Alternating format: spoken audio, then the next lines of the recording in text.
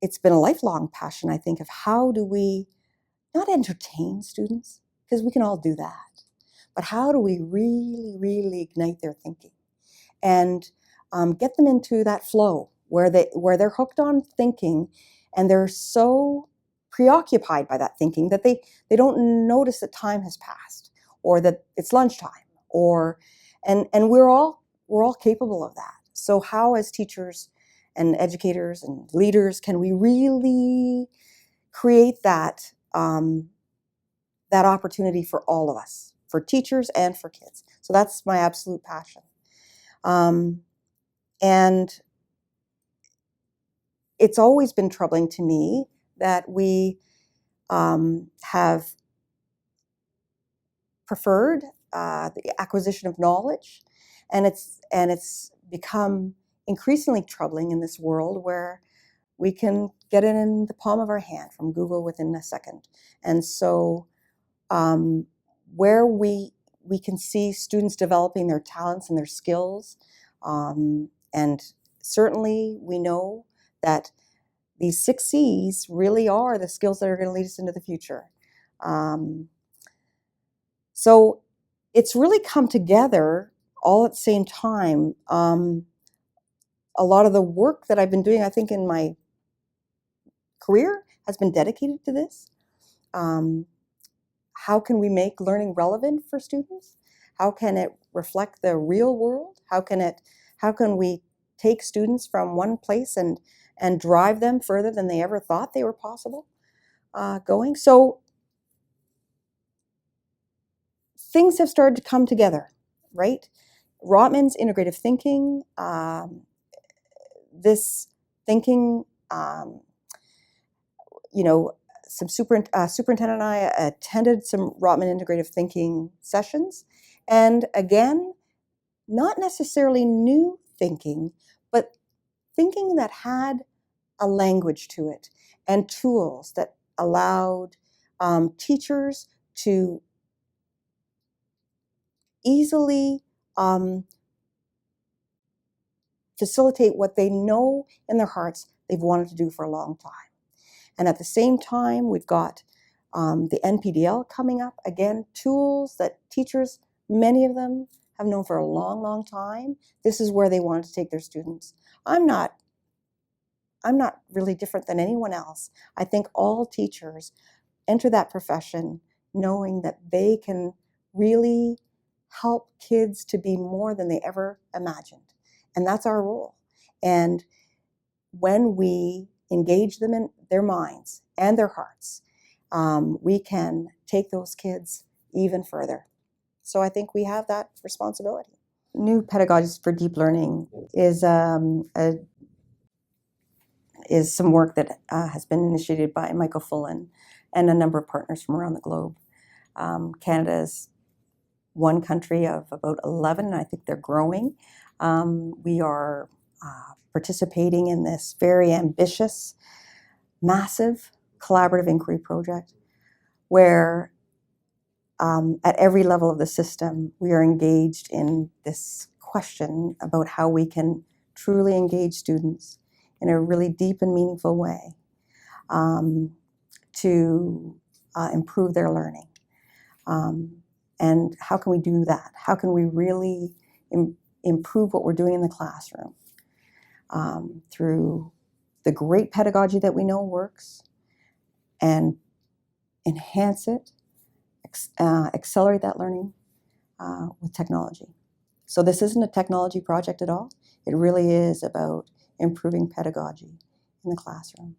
At its heart, what we're looking at is really 4 dimensions of this.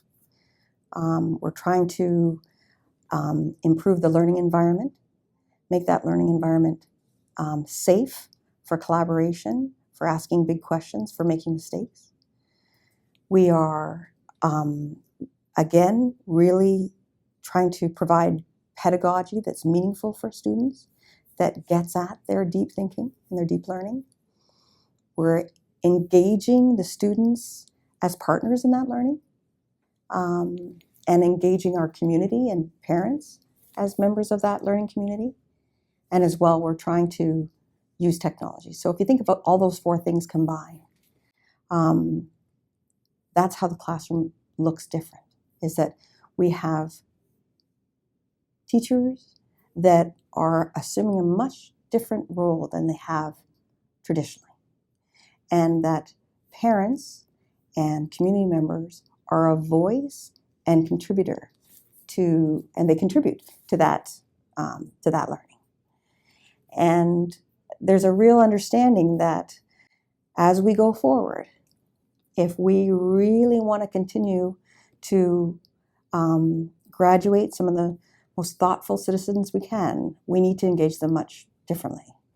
And we can't continue to go as we've been going. So while we all acknowledge we have a really powerful Ontario curriculum across from JK to 12, across any subject area, we know that there are 6 C's that we can tap into to really optimize those kids' learning and their understanding.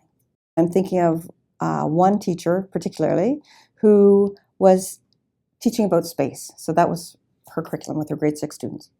And she engaged those students by inviting them to ask all sorts of questions about space. And they had lots of questions about space that they wished to pursue. They plotted those questions, and they began to collaborate around those questions and build theories about those questions. And those theories were then translated onto a collaborative software site where students would put out their theory and other students would build on that theory. And what was beautiful about it was that parents started adding on to those theories. And she was, as a teacher, responding to those interests and needs, as well as assessing where they were at in their skill building and responding where she needed to respond. She was able to fit math into that, as well as science, but even she was able to draw in English and communications, language. So from there, it led to a whole question about Mars, and this came from the kids. And the question about who would go to Mars? Tell me more about this Mars mission. And the Mars mission ended up really seizing their curiosity. And they began asking questions like, well, what kind of person goes to Mars? And what would be criteria for someone to be chosen to go to Mars? And the kids had to think about that.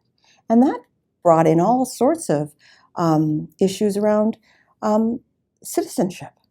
And these kids started to gain a lot of confidence about these opinions. And they decided they were going to,